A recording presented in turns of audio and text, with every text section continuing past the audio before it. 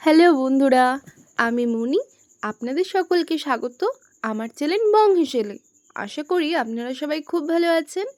আজকে আপনাদের চিংড়ি মাছ দিয়ে পাট শাকের একটি দারুণ ঝোলের রেসিপি শেয়ার করব। চিংড়ি মাছও সবার আশা করি খুবই প্রিয়, সাথে পাট শাকও। চলুন তবে আর দেরি না করে এই ঝোল রান্না করার জন্য আমাদের ঠিক কী কী প্রয়োজন দেখে নিই। আমি এখানে প্রথমেই পাট শাকগুলোকে, এখানে আমি মিষ্টি পাট শাক নিয়েছি, সেগুলোর শিরাগুলোকে আমি খুব ভালো করে বেছে নিয়ে ধুয়ে নিয়েছি। সাথে নিয়েছি একটু বড় সাইজের চিংড়ি, আর সাথে নিয়েছি মোটামুটি মিডিয়াম সাইজে কাটা পেঁয়াজ, নিয়েছি কাঁচা লঙ্কা, আর নিয়েছি রসুন কুচি। আপনারা চাইলে এখানে রসুনটা বেটেও দিতে পারেন। তো আমি এখানে একটি কড়াইতে জল গরম করতে দিয়ে দিয়েছি। এর মধ্যেই আমি প্রথমে সেই পাট শাকগুলোকে দিয়ে দেব সেদ্ধ হওয়ার জন্য। এর মধ্যে দেব খানিকটা লবণ, আর মোটামুটি যখন একটু জাল হয়ে আসবে পাতাটা, তখন আমি এর মধ্যে অ্যাড করব হলুদ গুঁড়ো। হলুদ গুঁড়োটা কিন্তু শুরুতেই অ্যাড করলে হবে না বন্ধুরা।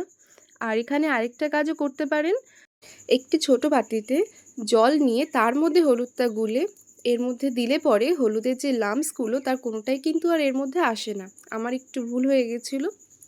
তো এখানে দেখুন আমার পাতাটা সেদ্ধ হয়ে গেছে, আমি নামিয়েও নিয়েছি। আবার ওই কড়াইতেই পর্যাপ্ত পরিমাণে সর্ষের তেল দেব।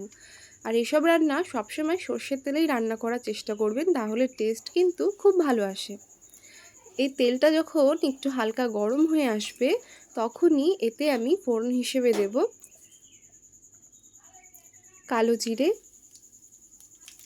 শুকনো লঙ্কা। এগুলো একটু হালকা যখন ভাজা হয়ে আসবে, তখনই এর মধ্যে আমি অ্যাড করব কুচনো রসুন।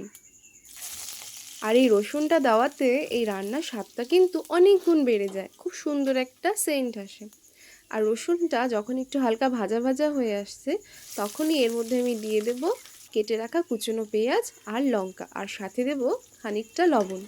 এবার এগুলোকে খুব ভালো করে কিন্তু ভেজে নিতে হবে, একদমই ভালো করে ভেজে নিতে হবে। কারণ যখন আমরা পাট শাকের ঝোলটা এর মধ্যে দেব, তখন কিন্তু পেঁয়াজগুলো নিজে থেকেই খুলতে শুরু করবে, মানে এই যে ভাজার পরে যে চিমটে ধরে থাকে সেটা কিন্তু আর থাকে না। সুতরাং ভাজাটা কিন্তু খুব ভালো করেই ভেজে নেবেন। যদি একটু লালও হয় খুব একটা কিন্তু অসুবিধা হবে না, খুব ভালো করে ভেজে নিতে হবে। যখন ভাজাটা একটু হয়ে যাবে, আমি একটু সাইডে করে এর মধ্যে আমি চিংড়ি মাছ আর সাথে নুন হলুদ দিয়ে চিংড়ি মাছটাকে খুব ভালো করে ভেজে নেব। আপনারা সময় কম থাকলে এভাবে কিন্তু করে ফেলতে পারেন, আর যদি মনে করেন না চিংড়ি মাছটা আগে ভেজে নেব, সেটাও করতে পারেন।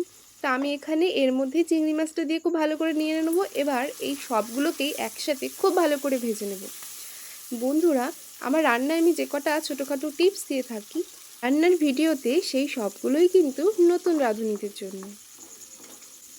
আর যারা আমাকে ভালোবাসা দিচ্ছেন তাদের জন্যও রয়েছে অনেক শ্রদ্ধা আর ভালোবাসা। তো দেখুন এখানে কিন্তু আমার খুব ভালো করে এগুলো ভাজা হয়ে গেছে, দেখে নিন। খুব ভালো করে কিন্তু ভেজে নিয়েছি, খুব ভালো করেই ভেজে নিতে হবে। যখন ভাজাটা এই পর্যায়ে চলে আসবে, তখন আমি সেদ্ধ করে রাখা পাতাগুলোকেও কিন্তু এর মধ্যে দিয়ে দেব। এবার দেওয়ার পরে এটিকে খুব ভালো করে কিন্তু জাল দিয়ে নিতে হবে, খুবই ভালো করে জাল দিয়ে নিতে হবে পাট শাক।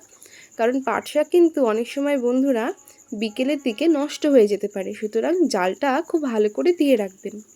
দেখুন আমার এখানে জাল উঠছে, আমি আরও বেশ কিছুক্ষণ ধরে এটাকে আমি জাল দেব।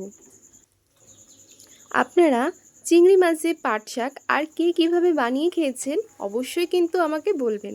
আর আমার এই পদ্ধতির মতন যদি চিংড়ি মাছ দিয়ে পাট শাক না বানিয়ে থাকেন, তাহলে বাড়িতে যদি এই উপকরণ সবই থেকে থাকে, কালই বানিয়ে একবার খেয়ে দেখুন যে ঠিক কেমনটা লাগে। আমাকে কিন্তু অবশ্যই জানাবেন। দেখুন আমার এখানে কিন্তু জাল দেওয়ার পরে পুরোপুরি রান্নাটি কমপ্লিট হয়ে গেছে। আমার এই ভিডিওটি যদি ভালো লেগে থাকে, তাহলে আমার এই ভিডিওটির জন্য একটি লাইক আর কমেন্ট অবশ্যই করে যাবেন। আমার চ্যানেলে থাকা অন্যান্য ভিডিওগুলোও দেখার জন্য বা নতুন ভিডিও পাওয়ার জন্য আমার চ্যানেলটিকে সাবস্ক্রাইব করে পাশে থাকুন।